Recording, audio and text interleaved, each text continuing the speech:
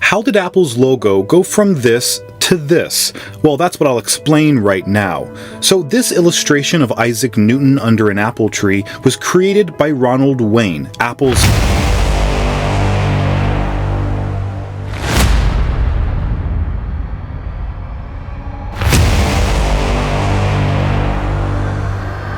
Dalam kondisi persaingan bisnis yang semakin ketat seperti sekarang ini, peran sebuah merek menjadi sangat penting untuk menjadi merek yang dikenal.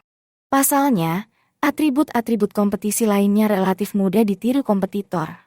Merek merupakan nama atau simbol yang bersifat membedakan. Merek memberi tanda pada konsumen mengenai produk atau jasa yang diwakili, dan melindungi konsumen maupun produsen dari kompetitor yang berusaha memberikan produk yang tampak identik atau sama. Sehingga, perusahaan harus kontinu mengelola brand equity, ekuitas merek, sebagai salah satu intangible asset. Merek yang prestisius adalah merek yang memiliki brand equity kuat, sehingga memiliki daya tarik yang besar di mata konsumen. Perusahaan dapat menyesuaikan aktivitas marketing yang dilakukan melalui merek yang terbentuk di benak pelanggan untuk dapat meningkatkan ekuitas merek perusahaan. Ekuitas merek, brand equity, merupakan nilai tambah yang diberikan kepada produk atau jasa yang direfleksikan dengan cara berpikir atau perasaan konsumen. Menghormati brand, harga, pangsa pasar serta tingkat keuntungan yang diberikan brand tersebut. Sebelum melanjutkan untuk menyimak video dari Income, kontribusi Anda dibutuhkan agar Income Channel dapat berkembang. Hanya dengan like, komen, share dan subscribe. Jangan lupa pula klik loncengnya agar dapat mengikuti video terbaru dari Income Channel. Sebuah brand dikatakan mempunyai customer-based brand equity bagus apabila pelanggan memberikan respon positif terhadap brand atau produk yang dipasarkan. Kunci branding adalah konsumen bisa membedakan produk kita secara jelas apabila dibandingkan produk pesaing.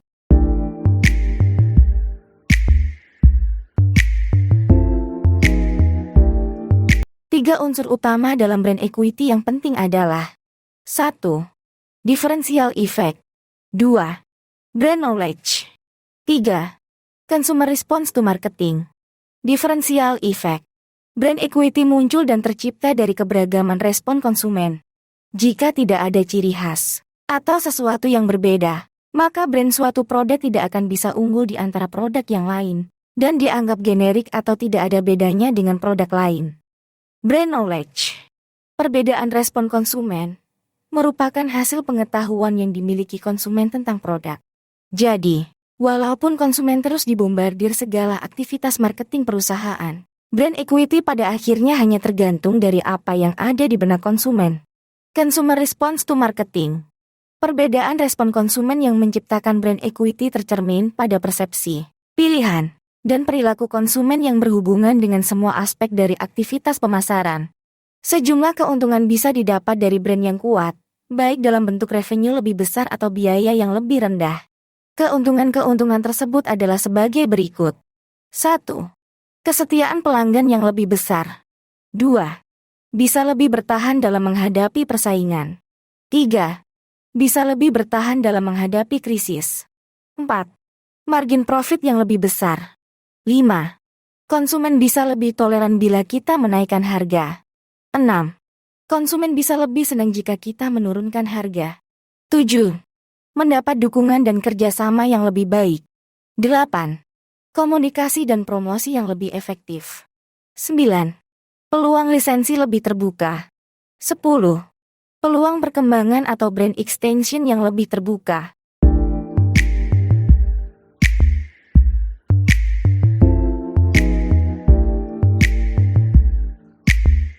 Brand menunjukkan sumber atau pembuat produk, dan hal ini membuat konsumen baik individual maupun organisasi bisa menetapkan tanggung jawab terhadap kinerja produk maupun distribusinya.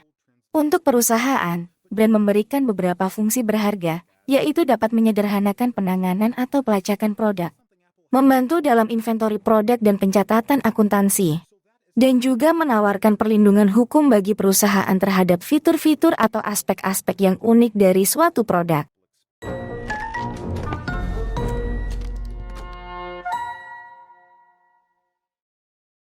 Menurut Kotler dan Keller, branding adalah menguatkan produk dan jasa dengan kekuatan merek yang dimilikinya. Sedangkan Amalia E. Maulana menilai branding sebagai kumpulan kegiatan komunikasi yang dilakukan perusahaan dalam rangka proses membangun dan membesarkan brand. Branding bukan hanya tentang memenangkan hati target pasar supaya mereka memilih brand perusahaan, tapi lebih penting lagi supaya pelanggan bisa melihat perusahaan sebagai satu-satunya yang terbaik dan mampu memberikan solusi untuk mereka.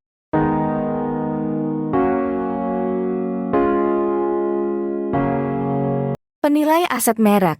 Penilai aset merek dikembangkan oleh agen periklanan yang Andrew Bickham, yang terdiri atas 5 komponen atau pilar kunci, yaitu 1. Diferensiasi. Mengukur tingkat sejauh mana merek dianggap berbeda dari merek lainnya. 2. Relevansi. Mengukur cakupan daya tarik merek. 3.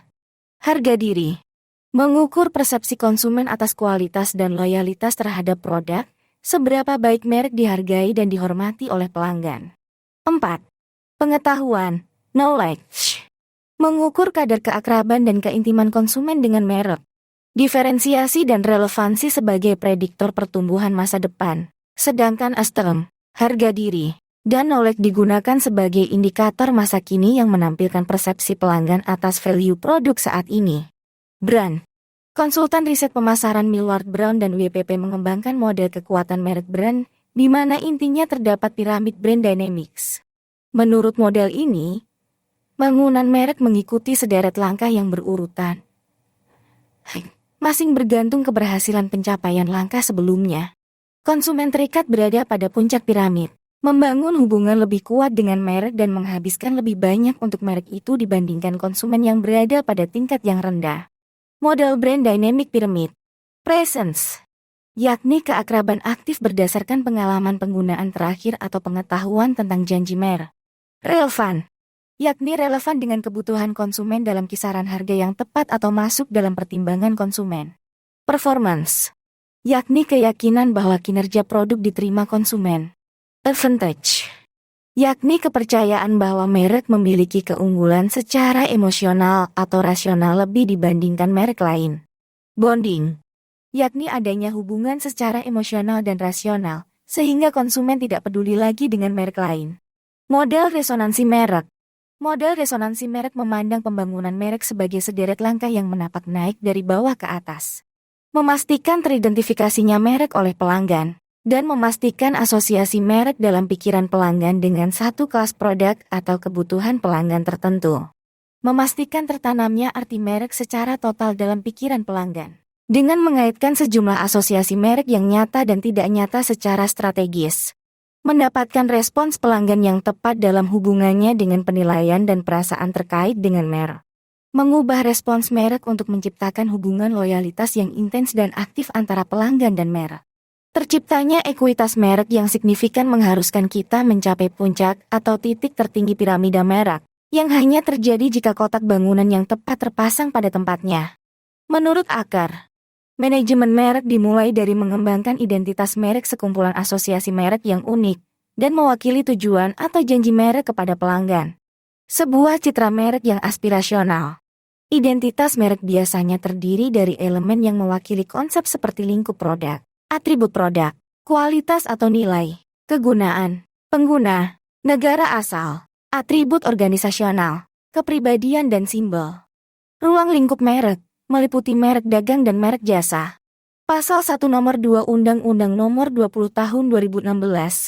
Merek dagang adalah merek yang digunakan pada barang yang diperdagangkan oleh seseorang, atau beberapa orang secara bersama-sama, atau badan hukum untuk membedakan dengan barang sejenis lainnya. Pasal 1 Nomor 3 Undang-Undang Nomor 20 Tahun 2016. Merek jasa adalah merek yang digunakan pada jasa yang diperdagangkan oleh seseorang, atau beberapa orang secara bersama-sama, atau badan hukum untuk membedakan dengan jasa sejenis lainnya. Di samping itu, dalam Undang-Undang Nomor 20 Tahun 2016 juga dikenal merek kolektif, yaitu merek yang digunakan pada barang dan atau jasa dengan karakteristik yang sama mengenai sifat, ciri umum, dan mutu barang atau jasa, serta pengawasannya yang akan diperdagangkan oleh beberapa orang atau badan hukum secara bersama-sama untuk membedakan dengan barang dan atau jasa sejenis lainnya.